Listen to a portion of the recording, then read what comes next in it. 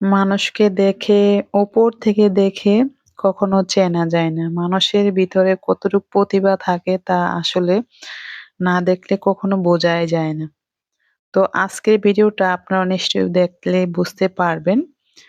আমরা যে টিচারদের দেখে মনে করি ওনারা আসলেও এসব জগতে হয়তো নেই। এখন যেহেতু আধুনিক যুগ, অনেক কিছুই কিন্তু ২ টা টিচার আজকে আমাকে অবাক করে দিল। মানে উনাদের ব্যবহার বা চলাফেরা এতটাই ছিল যে উনারা যে এতটুক প্রতিভা আছে উনাদের ভিতরে বুঝতেই পারিনি। হ্যালো এভরিওয়ান, আসসালামু আলাইকুম। কেমন আছেন সবাই? কি অবস্থা আপনাদের? আই হোপ সবাই অনেক বেশি ভালো আছেন, সুস্থ আছেন। আলহামদুলিল্লাহ পরিবারের সবাইকে নিয়ে ভালো আছি। নতুন দিনে নতুন আরেকটি লাইফস্টাইল ব্লগ নিয়ে চলে আসলাম। আমি রেশমা ঢাকা থেকে বলছি। রান্নাবান্না অফ ক্যামেরাতে হয়েছে। তো আজকে আমি রেসিপি আকারে যেটা শেয়ার করব, খাসির মগজ আমরা সবাই রান্না করতে পারি। আমি যে প্রসেসে রান্না করি অল্প মগজ দিয়ে আপনারা অনেকজন খেতে পারবেন এরকমভাবে রান্না করলে। এখানে চালের গুঁড়া দিয়ে দিচ্ছি। এটা কোনো মাপ নেই। আপনি চোখের আন্দাজে দিতে পারবেন। বেশি দিলেও সমস্যা নেই, বেড়ে যাবে কিন্তু খেতে মজাই হবে, খারাপ হবে না। এখানে হয়তো চামচে ২ বা ৩ টেবিল চামচ হবে সেই পরিমাণ চালের গুঁড়া দিয়ে দিচ্ছি। আর সাথে স্বাদ অনুযায়ী লবণ আর একে যে মসলা দিয়ে আমরা রান্না করি সেগুলাই দিচ্ছি। এখানে আদা রসুন পেস্ট, জিরা বাটা, হলুদ গুঁড়া, মরিচ গুঁড়া, ধনিয়া গুঁড়া বা একটু গরম মসলা গুঁড়া দিব। সবকিছু দিয়ে ভালো করে মাখিয়ে নিব। রান্নাবান্না আসলে সবাই জানে একেক অঞ্চলে একেক রকম রান্না হয়, তাই না? অঞ্চল ভেদাভেদ রান্নাটা হয় এটাই। কিন্তু রান্নাটা একই হয়, স্বাদ একই হয় কিন্তু রান্নার প্রসেসটা হয়তো অন্যরকম হয় এটাই। তো আজকে আমার এই মগজ রান্নাটা আপনাদের কেমন লাগবে অবশ্যই জানাবেন। আর বেশি কিছু দেখাবো না। যদি আমার আজকের ব্লগ ভিডিও আপনাদের কোথাও কোনো অংশ ভালো লেগে যায় প্লিজ লাইকটা দিতে ভুলবেন না। আর এই ধরনের ব্লগ যদি আপনি দ্বিতীয়বার দেখতে চান তাহলে আমার চ্যানেলটা সাবস্ক্রাইব করে আমার পরিবারের সদস্য হতে পারেন। অলরেডি যে সকল বন্ধুরা এই কাজটা করে ফেলেছেন তাদেরকে অসংখ্য ধন্যবাদ। তো এদিকে দেখতে পেরেছেন অনেকটা একদম মাখানো হয়ে গেছে। তো এই পর্যায়ে পর্যাপ্ত তেল দিয়ে দিচ্ছি আর সাথে পেঁয়াজ। আপনাদের পেঁয়াজের পরিমাণটা বেশি থাকলে বেশি দিবেন। আমার হাতে কাটা যতটুকু ছিল সেটাই দিয়েছি। আজকে অনেকটা তাড়াহুড়ো স্কুলে যেতে হবে। সেজন্য অফ ক্যামেরায় সকালে নাস্তা শুধু রুটিটা দেখিয়েছি। নাস্তার সাথে সবজি ডিম ভাজা ছিল আর ২ টা রান্না করছি সেটা অবশ্য পরে দেখাবো আরকি। শুধু মগজেরটা দেখাচ্ছি। আর এখানে শুকনা উপকরণগুলো দিয়ে দিচ্ছি গরম মসলা। ২ দিন ধরে আমি ভিডিও দিচ্ছি না সেজন্য আরো অলসতা চলে আসছে। আসলে এরকমই হয়। যে কাজটা আপনি নিয়মিত করবেন যদি তার ফাঁকে একদিন গ্যাপ হয়ে যায়, একটা শয়তানি ভর করে আরকি অলসতা চলে আসে সব ক্ষেত্রেই। পেঁয়াজটা হালকা লাল হয়ে ভাজা আসার পরে এঁতুগুলাটা দিয়ে দিচ্ছি। দিয়ে আলতো হাতে নেড়েচেড়ে আর জালটা থাকবে মিডিয়াম আঁচে। বেশি ঝোল দিবেন না বা বেশি পানি আমিও দিব না। শুধু বাটিটা ধুয়ে সামান্য পরিমাণ পানি দিব আর মিডিয়াম আঁচে রান্নাটা হবে। ২ দিন আগের ব্লগ যারা দেখেছেন তারা অবশ্যই শুনেছেন। আমি একটা দুঃখের কথা শেয়ার করিনি আপনাদের সাথে, শুধু উপহাস করেছি। মানে আমি বলেছি আমার অনেকটা কষ্ট হচ্ছে বা খারাপ লাগছে। আসলে ঘটনাটা সত্যি হয়েছে। একটা ব্লগার আপুর তার হাসব্যান্ড মারা গিয়েছে। উনাকে যেন আল্লাহ জান্নাতবাসী করে আর আপুকে যেন যদ্দুর ধারণ করার ক্ষমতা তৌফিক দেন আল্লাহ, সেই দোয়াই করব।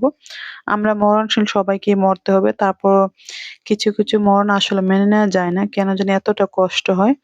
আমি ২ দিন ব্লগ দিতে পারিনি। আর এমনিও ব্যস্ত ছিলাম আর মনটাও অনেকটা খারাপ ছিল। সব মিলিয়ে ব্লগ দিতে পারিনি। তো আজকে থেকে আবার শুরু করলাম।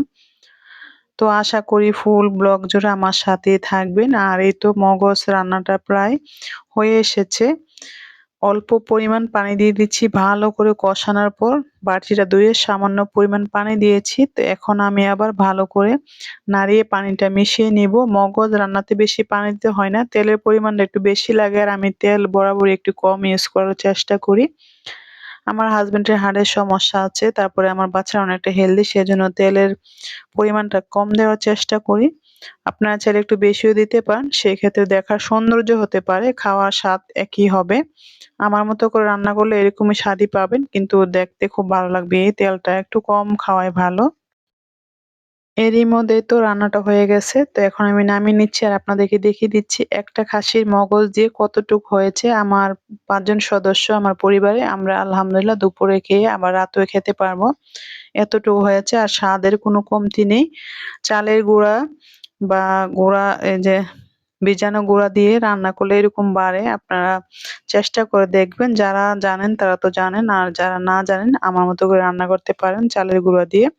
অনেকটা মজা হয় আর খুব পরিমাণ বেড়ে যায়। তো এদিকে অফ ক্যামেরায় রুই মাছ ভুনা করেছি টমেটো দিয়ে, সাথে আলুর ভর্তা আমার হাজবেন্ডের জন্য। আর এই তো মগজ দুপুরে রান্না ছিল এগুলাই।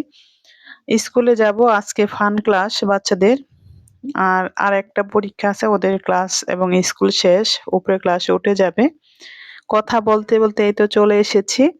আমার ছেলে লুঙ্গি পরেছে আর ওর ফ্রেন্ড শাড়ি পরেছে। মেয়েরা আসবে শাড়ি পরে আর ছেলেরা লুঙ্গি পরে। মেয়েরা একটু অনেকটা কিউট হয়।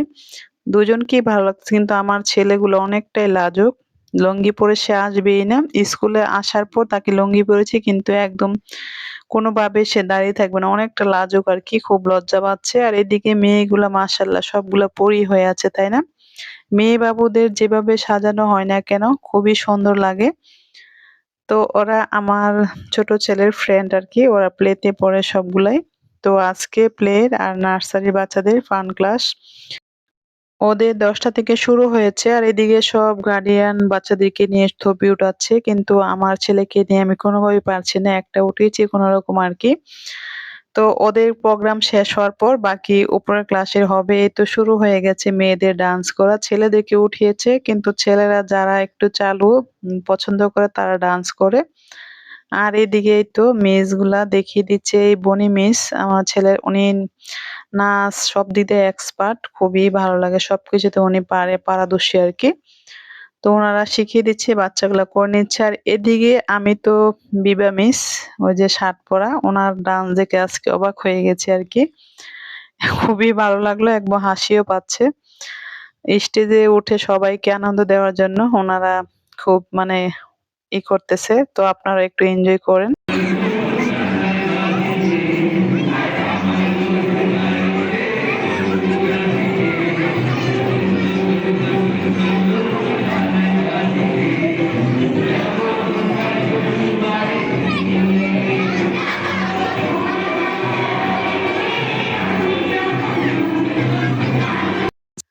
ছোট, ছোট বাচ্চাকে আনন্দ দেওয়া এবং গার্ডিয়ানদের আনন্দ দেওয়ার জন্য ওনারা এতটুকু আয়োজন করেছেন। ওনাকে সামনে দেখলে আপনারা বুঝতেই পারবেন না যে সে ডান্সও করতে পারে। এটা আমাদের জন্য একটা পাওয়া ছিল। তো খুব এনজয় করেছি। আর এদিকে এখানে ৩ টা মিস, উনাদেরকে মানে কি বলবে, ১ বছর স্কুলে দিয়েছি, উনাদেরকে কখনো জোরে কথা বলতে দেখি না। এতটা নরম ভদ্র মানে অন্যরকম আরকি। ওনারাও আজকে পারফরম্যান্স করছে আমাদের জন্য। অনেকটা সুন্দর হয়েছে। তো আপনারা এনজয় করেন। আপনাদেরকে একটু দেখিয়ে দিচ্ছি কোন গানের সাথে ওনারা ডান্স করছে। তো খুবই সুন্দর হয়েছে ওনাদের ডান্সগুলো। ওনারা এই ১ম ই করেছে বাচ্চাদেরকে আনন্দ দেওয়ার জন্য এবং গার্ডিয়ানদের আনন্দ দেওয়ার জন্য ওনারা এই আয়োজনটা করেছে আরকি। বাচ্চাদের ফান ক্লাস। আজকে ক্লাসটা শেষ। সামনের বছর আল্লাহ দিলে প্লে ছেড়ে নার্সারিতে উঠে যাবে। তো এইভাবে বাচ্চাগুলো আসলে বড় হয়ে যায়।